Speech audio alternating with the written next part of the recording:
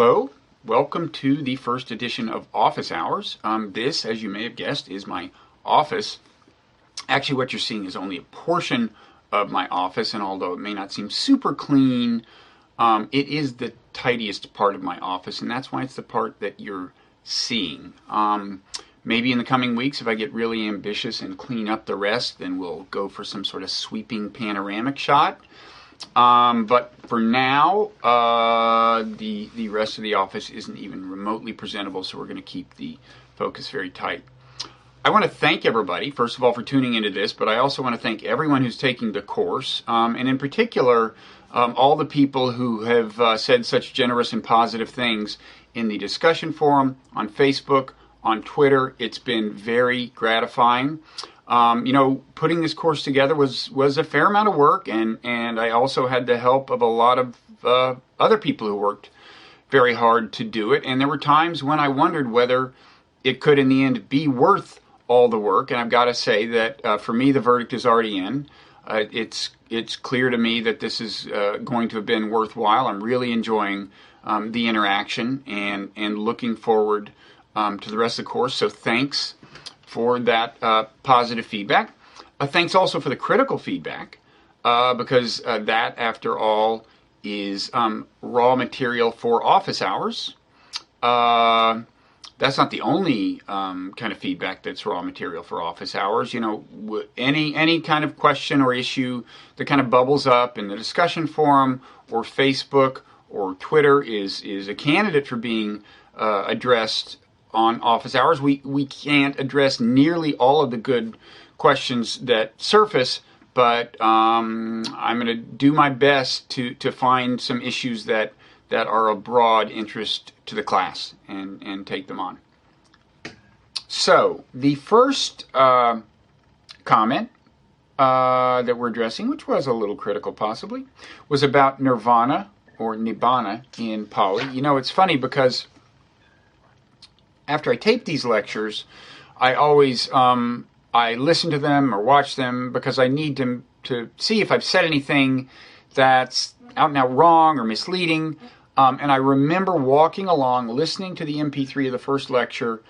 When I heard myself say, nirvana means liberation, I thought, I hope they don't think I mean that would have been the literal translation of the term, the literal meaning of the term nirvana.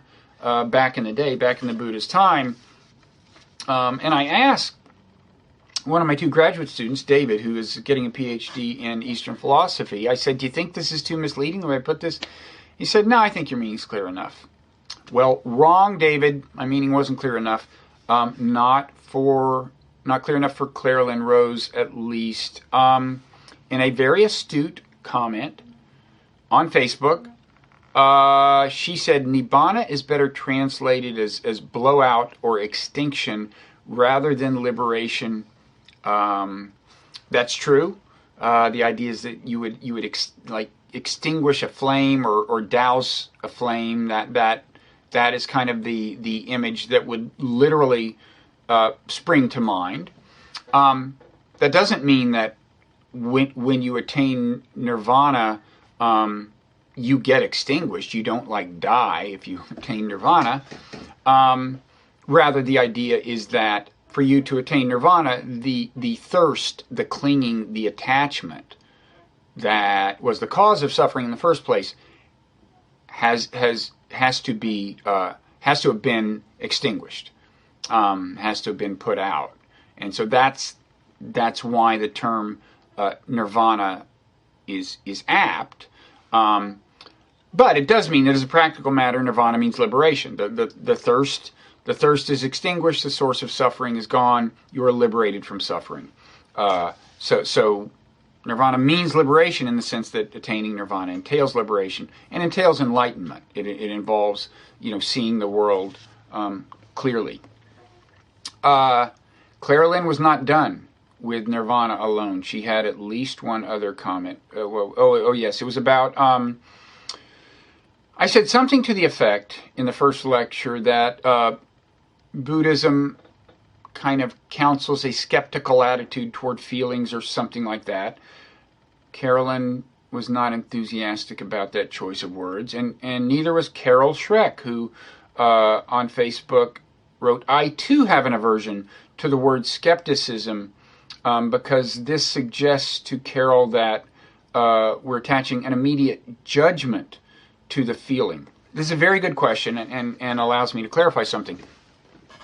It is true, and I won't spend much time on this because we're going to get into mindfulness meditation in this week's lecture, and at that point, then people can lodge another round of complaints with the way I put things, because it's kind of controversial how you describe all these things.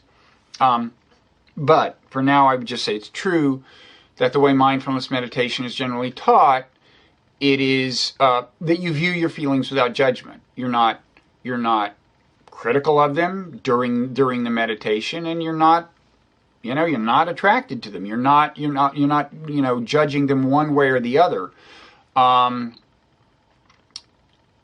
But I would say that nonetheless, what this leads to, the attitude toward your feelings that this cultivates, even though in mindfulness meditation you're not like saying, "Oh, I'm skeptical of that feeling. I'm wary of that feeling." You're not taking an antagonistic view toward feelings.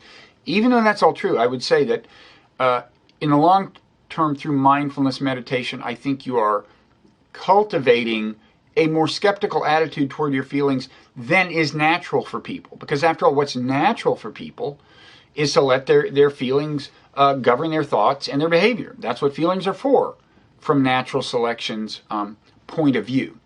I should put point of view in quotes, because I will go on to respond to another commenter who complains about my personifying natural selection in that way.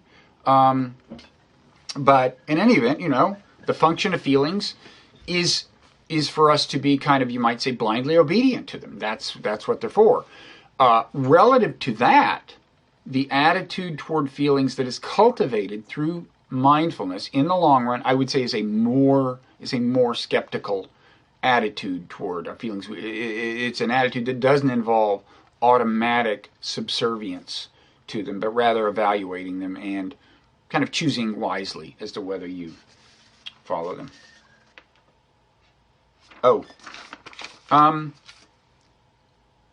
Kamala asks, this business of dukkha, translated as suffering, often pervading life. Kamala says, "I am not convinced that most people live life..." Well, Kamala agrees that adding the connotation of unsatisfactoriness to dukkha, as I did in the lecture, helps make sense of the idea that dukkha pervades life. But Kamala is still not convinced. Writes, "I am not convinced that most people live life feeling unsatisfactory. Surveys show many people are happy with life." Certainly true. Most people do not consider every moment of their life unsatisfactory or full of suffering.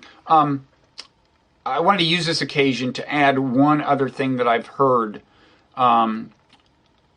used as a way of explaining this very kind of hard to process doctrine that dukkha pervades life. I have trouble with it, actually, processing it. And this is the idea. What I've heard is one way to think of it is that because the happiness, the pleasure, whatever is going to fade, leave you hungering for more, then implicit in every moment is future dukkha. It's like time-released dukkha. Happiness is time-released dukkha, I guess you could say. So that's another way of looking at it, but I agree. It seems like an extreme teaching. I agree. Okay, the next question comes from Linda Wright. This is not the Linda Wright who is my oldest sister. That Linda Wright spends more time thinking about Baptist doctrine than Buddhist doctrine probably, and very little time thinking about natural selection, which this question is about, from this Linda Wright. Basically, this is an objection to the way I seem to sometimes personify natural selection. So, I've talked about how natural selection designs organisms, and I've emphasized you should put designs in quotes because natural selection is not a conscious organism. I also say things like, natural selection wants us to focus on kind of the reward that is to come more than on the inevitable fleetingness of the reward, the fleetingness of the reward or of the pleasure. And she says, well, it's just as easy to say things like, in this case, people or animals that have short-term reward systems are more likely to have offspring that survive. I'm not sure it's quite as easy, quite as efficient to say that, but in any event, there's another reason I do prefer to kind of personify natural selection, with the explicit warning that I'm speaking metaphorically. Natural selection is not a person or a conscious being, but still, I guess the value I see is that it seems to me that almost whenever something horrible, happens in the world, wars, atrocities, and so on, and for that matter, bitter disputes that you see in life that are of less magnitude, it seems to me the problem is usually that people are accepting the way their minds work, their natural feelings and thoughts, as kind of reliable guides, in particular in matters of moral evaluation, in particular in deciding, well, who's right and who's wrong. Usually, you may have noticed we have a striking tendency to conclude that we're right and the other person is wrong. And we really believe it. And I'm as susceptible to this, as the next person, try as I might to kind of struggle against it. Anyway, I find, that in trying to get people's attention about this, try to really get them to reevaluate the way they're looking at the world, it is sometimes helpful to kind of put it this way. Look, there's this thing that created your mind that is not to be trusted.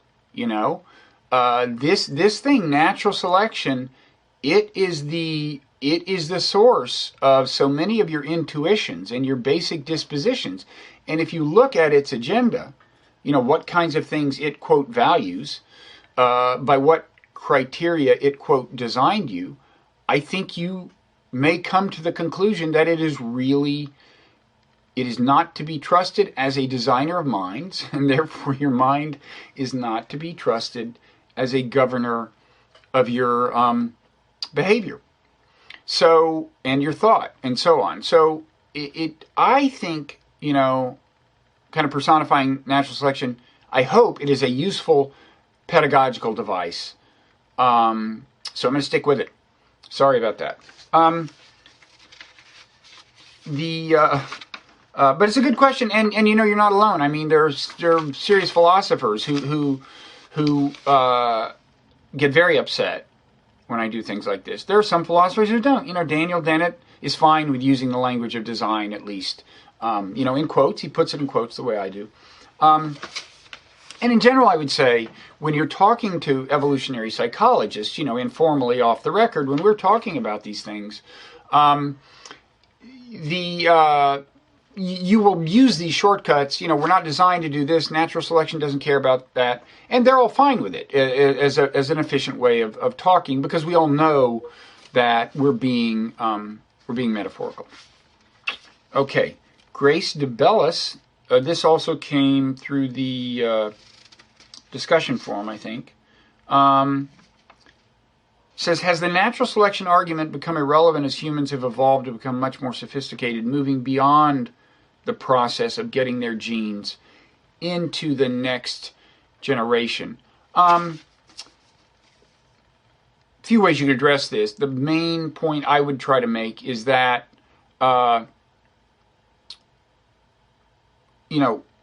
it's true that the environment we're in has changed, and it's true that we don't. Well, I should say she prefaced this by saying many people are now selecting not to have children. So has natural selection become irrelevant? A lot of ways to approach this. The main thing I'd say is we are stuck with the minds that were, quote, designed in an environment very different from ours. these, you call them Stone Age minds, whatever. They were designed by and large before the invention of agriculture, and that's where we are. It's not like just because people start deciding they don't want to have more children, that somehow the legacy of this process that in some sense valued the having of children is no longer with us. The minds we're stuck with, for better and worse, it's not all bad, but they're products of natural selection, and that's why I think it still makes sense to think about natural selection when we think about psychology. On the business of selecting not to have children, sometimes people use this as kind of an anti-evolutionary psychology argument, and they say, well, if really we're designed to do natural selection's bidding, how come people choose not to have children? Well, it's important to understand that the idea of evolutionary psychology is not that we consciously pursue the goal of getting genes in the next generation. No, that's not necessary at all. Until the invention of contraception, just having sexual urges and gratifying them would get the children born, and then when the children were born, you would fall in love with the children and take care of them. Those two things, the sex drive and falling in love with your kids, seem to have been built into us because they got genes into the next generation, and in much broader and much more subtle ways too, as we'll see in this course, and I hope we're starting to see.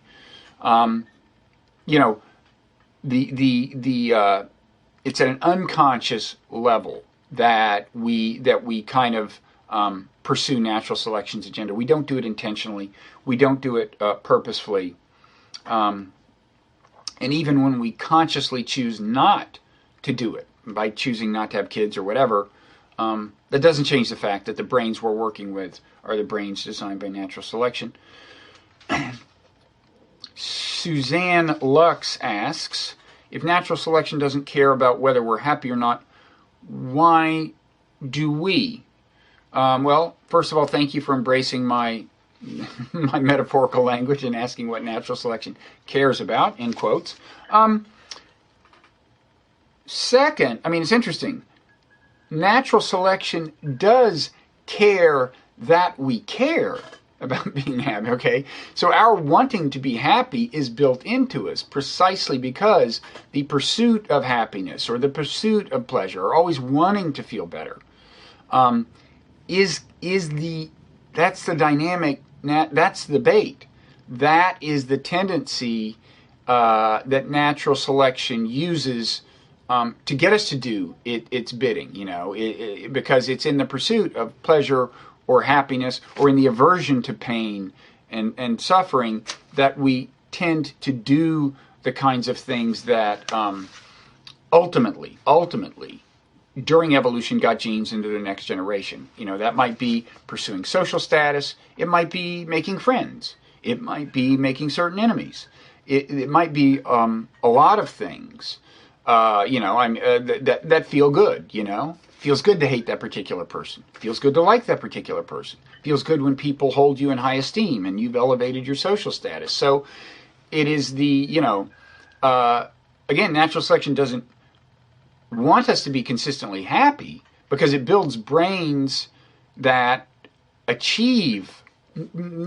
often achieve pleasure or even happiness only briefly, right? So again, the pleasure is designed to evaporate. It's part of the design, and that's what I mean when I say natural selection doesn't care if we're kind of enduringly happy. Natural selection does care, though, that we care, right? And that's another sense in which I would say Buddhist practice is a kind of rebellion, one of a number, because it counsels against the kind of mindless reflexive pursuit of pleasure and the mindless reflexive aversion to things that might seem unpleasant. And it says that in the long run, well, I don't know if it says it, we are saying, people say it. I don't know,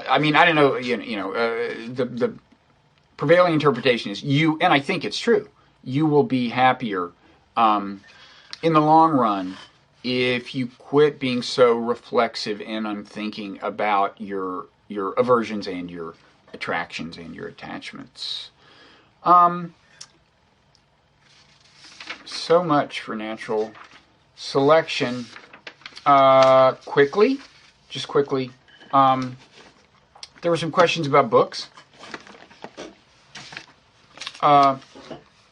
Somebody asked about this book. Is this an okay book? What the Buddha Taught? Walpola Rahula. It's very okay. I like it.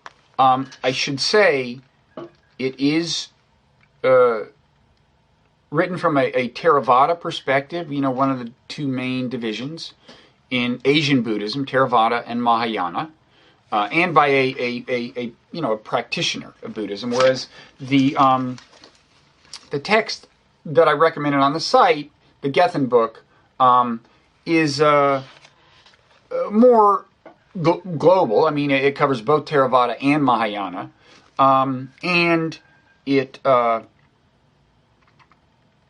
it's more of a detached scholarly appraisal and less a defense of Buddhism, which this book very much is. They're both good. Somebody asked on Twitter, maybe I should actually find the person's name and give them credit for asking an interesting question. Although maybe that would take too long. We'll see. Yes, Leo D. with the memorable Twitter handle Jazz Guitar Zen. Oh, Guitar Zen. So that would be a play on, I don't know if you remember the song Guitar Zen, but this is Guitar Zen, Z-E-N. Jazz Guitar Zen. Very good. Did I remember to say what he asked? He said, can you recommend any books specifically on the topic of psychology and Buddhism? Kind of. I haven't gotten into this very deeply, this book, by Padmasiri de Silva, An Introduction to Buddhist Psychology. And certainly he comes from a different Western psychology perspective than I come from. But it seems to be a good book in the sense that he seems very conversant in Buddhist psychology as it evolved over the years. And I do think it's a good resource. So that is possibly the end of this episode of Office Hours. I'm reluctant to stop because I'm kind of starting to enjoy this. But maybe I'll do more of them in the coming weeks, and sometimes maybe even more than one a week. So thank you again. Keep the questions coming, even the critical ones. You don't have to address them, kind of 2 office hours. I mean, we're my assistants and I are kind of monitoring the forum, and I'm watching Facebook and Twitter to the extent that time permits, and so bring it on. And thanks again for sticking with the course, and I'll see you next time. Wait. I have one more thing to add. 2 more things, actually. One is pretty trivial, but I noticed in watching the video I just recorded that I, at one point, said natural selection is not a conscious organism. I meant to say it's not a conscious designer. Didn't mean to call it an organism at all. Second, I wanted to say that I do want to encourage people to sign up for the Facebook page. There's a link to it via the social media tab on site, and I think via the Getting Started tab. And on the Facebook page, time permitting, I will be posting some material that's not available on the course site. The same is true of the Twitter feed, at Darwin Dharma, one word, and a link to that is also available via the social media or Getting Started tab, I think. And there too, I'll be tweeting links to some things that are not necessarily directly related to the course, or not necessarily about the course per se, but are related to it in the sense that they're about Buddhism and or psychology. If you want to use Twitter to get to bring questions to our attention for possible inclusion on office hours, it's best to either tweet them directly to us at Darwin Dharma, or at least include that handle in the tweet somewhere. That'll ensure that I see the tweet. Now, I don't have time to respond individually to all tweets, Facebook comments, discussion forum comments, and that's a good thing. It means that there are already thousands and thousands of comments, and it's great that it's so overwhelming that I can't possibly deal with every item individually. And of course, I won't be able to answer nearly all of them on office hours. But we're paying attention, and we really appreciate the feedback. So keep it coming. Now, this really is, I think, the end of the video and the end of this episode of Office Hours. So we will see you next time.